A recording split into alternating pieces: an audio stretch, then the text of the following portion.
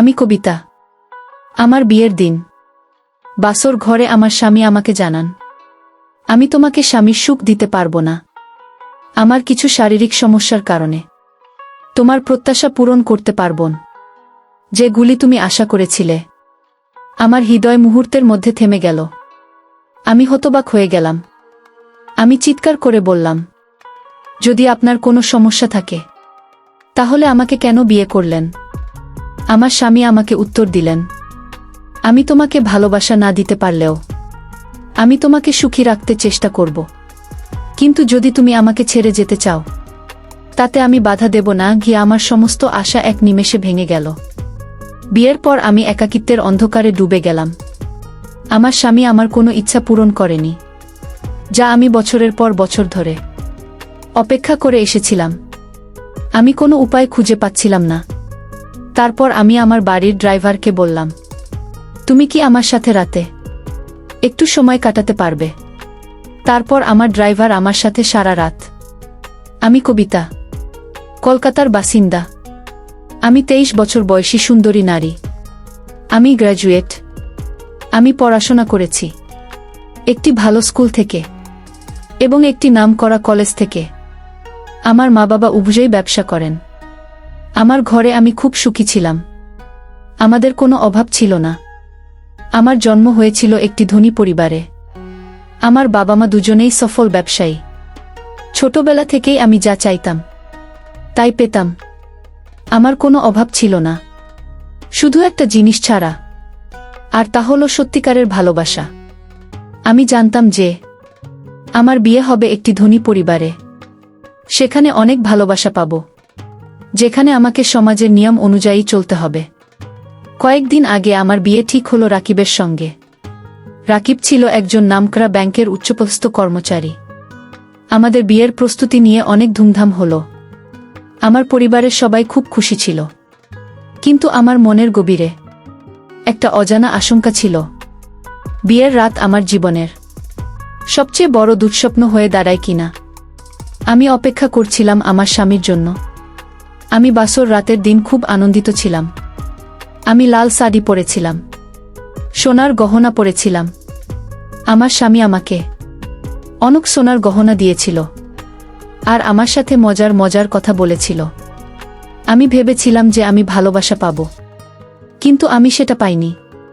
কিন্তু রাকিব আমাকে বলল, নওসিন, আমি তোমাকে স্বামীর সুখ দিতে পারবো না, আমার কিছু শারীরিক সমস্যার কারণে, যেগুলি তুমি আশা করেছিলে। আমি চিন্তিত হয়ে বললাম, যদি আপনার কিছু শারীরিক সমস্যা ছিল তাহলে আমাদের বিয়ে কেন ঘটানো হলো? আমার স্বামী আমাকে বলল, আমি তোমাকে ভালোবাসা না দিতে পারলেও আমি তোমাকে খুব সুখী রাখব, তবে তুমি আমাকে ছাড়তে চাইলে ছাড়তে পারো। আমি তোমার প্রত্যাশা পূরণ করতে পারবো না। আমার আশা ভরসা মুহূর্তেই চূর্ণবিচূর্ণ হয়ে গেল। বিয়ের পর আমি ভীষণ একাকী হয়ে পড়ি, যার জন্য দায়ী আমার স্বামী। আমার স্বামী আমার কোনো ইচ্ছা পূরণ করতে পারবেন না, যার জন্য আমি বছরের পর বছর অপেক্ষা করছিলাম। সব মেয়ের ইচ্ছা হলো তার স্বামী তাকে ভালোবাসুক।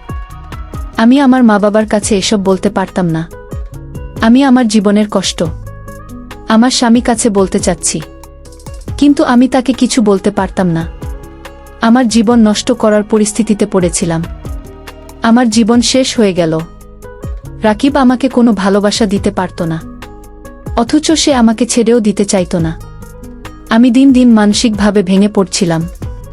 আমি কারো সাথে এই কথা শেয়ার করতে পারছিলাম না, কারণ আমার পরিবারের সম্মান রক্ষা করতে হবে। একদিন আমি সিদ্ধান্ত নিলাম কিছুদিনের জন্য দার্জিলিং যাব। রাকিব আমাকে অনুমতি দিল। আমি আমার ড্রাইভার রিপনকে বললাম, তুমি আমার সঙ্গে দার্জিলিং যাবে? রিপন প্রথমে আপত্তি জানালো, কিন্তু পরে রাজি হলো। আমরা দার্জিলিং পৌঁছালাম এবং একটি হোটেলে উঠলাম। আমি রিপনকে বললাম, তুমি এখানে থাকো। খুব প্রথমে সে আপত্তি করছিল, কিন্তু আমি তাকে বোঝালাম যে তুমি এখানেই থাকো, কোনো সমস্যা নেই। আমরা দার্জিলিং এসে হোটেলে ছিলাম। হোটেলের পরিবেশ খুব শান্ত এবং মনোরম ছিল। আমি রিপনকে বললাম, তুমি এখানে থাকো এবং বেডে একটু বিশ্রাম নাও। প্রথমে সে আপত্তি জানালেও পরে রাজি হল। হোটেলের রুমে আমি রিপনকে আমার জীবনের গল্প বলতে শুরু করলাম। দার্জিলিংয়ে থাকাকালীন আমি আমার জীবনের কষ্টগুলো নিয়ে রিপনের সাথে খোলামেলা আলোচনা করেছিলাম। আমি তাকে জানালাম আমার জীবনের সবকিছুই একদিনে বদলে গেছে।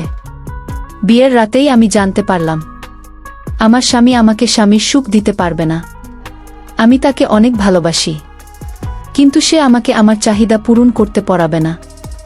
রিপন শুনে অবাক হল এবং আমাকে বোঝালো, ম্যাডাম, এটা ভুল। আপনার স্বামীর সাথে কথা বলে আপনি এই সমস্যার সমাধান করতে পারেন। কিন্তু আমি রিপনকে তখন ভালোবেসে ফেলেছি। আমি রিপনকে বললাম, তুমি আমার সাথে রাতে থাকবে। রিপন রাজি হল। আমরা সেদিন গভীর রাতে একসঙ্গে সময় কাটালাম এবং একে অপরের সঙ্গে সুখ খুঁজে পেলাম। আমি তাকে বললাম, রিপন, আমি জানি এটা ঠিক নয়, কিন্তু আমি একা থাকতে পারছি না। আমি তোমার সাহায্য চাই। রিপন আমাকে আশ্বস্ত করল এবং বলল, ম্যাডাম, আমি সব সময় আপনার পাশে আছি। আমরা সেদিন গভীর রাতে অনেক কথা বললাম এবং একে অপরের সঙ্গে সঙ্গ দিলাম এবং আমরা সেখানে বেশ কিছুদিন ছিলাম এবং আমরা মন ভরে মাস্তি করলাম।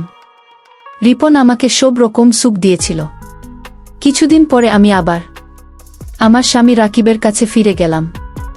আমি তাকে বলে দিলাম যে আমি কিছুদিন মানসিকভাবে শান্তি পেতে চাই, তাই আমি রিপনের সাথে সময় কাটাতে চাই। আমার স্বামী তাতে রাজি হয়ে গেল এবং রাকিব আমার প্রস্তাব মেনে নিল। তখন আমরা একসঙ্গে সুখী থাকার চেষ্টা করলাম। রাকিব জানে আমার কি চাই, তাই রাকিব আমাকে বাধা দিল না। এখন মন চাইলে আমি আর রিপন ইচ্ছা মতো সময় কাটাতে লাগলাম। আমি যদি সাহস করে রাকিবকে এসব না বলতাম, তাহলে আমার জীবনের এই অধ্যায় এখানে শেষ হয়ে যেত। আমার জীবন আমাকে শিখিয়েছে যে সুখ খোঁজার জন্য আমাদের মাঝে মাঝে কিছু সাহসী পদক্ষেপ নিতে হয়। আমি আমার জীবনের গল্প শেয়ার করলাম, যাতে অন্য নারীরা তাদের জীবনের কঠিন সময়ে সাহস পাবে এবং নিজেদের সুখ খুঁজে পাবে। আমার জীবনের এই গল্পটা বলার প্রধান উদ্দেশ্য হল আত্মসম্মান এবং সাহস একজন নারীকে কখনোই তার আত্মসম্মান হারাতে দেওয়া উচিত নয়। সমাজের নিয়মের মধ্যে থেকে যদি সুখ না পাওয়া যায়, তাহলে নিজের সুখের জন্য কিছু পদক্ষেপ নেওয়া উচিত। আমার জীবনের এই অধ্যায় আমাকে শিখিয়েছে যে ভালোবাসা কেবল শারীরিক বা মানসিক নয়, এটা একটা মানসিকভাবে শান্তি পাওয়া দরকার। একজন নারী হিসেবে আমি জানি যে ভালোবাসা ছাড়া জীবন অসম্পূর্ণ। আমি এখন আমার জীবনকে নতুন দিশা চালিয়ে যাচ্ছি এবং আশা করি অন্য নারীরাও তাদের জীবনে সুখ খুঁজে পাবে। তো বন্ধুরা, এই গল্প এখন এই পর্যন্তই। এই গল্প আপনাদের কেমন লাগলো অবশ্যই কমেন্ট করে জানাবেন। ভালো লাগলে একটি লাইক করে চ্যানেলটি সাবস্ক্রাইব করে নেবেন। ধন্যবাদ।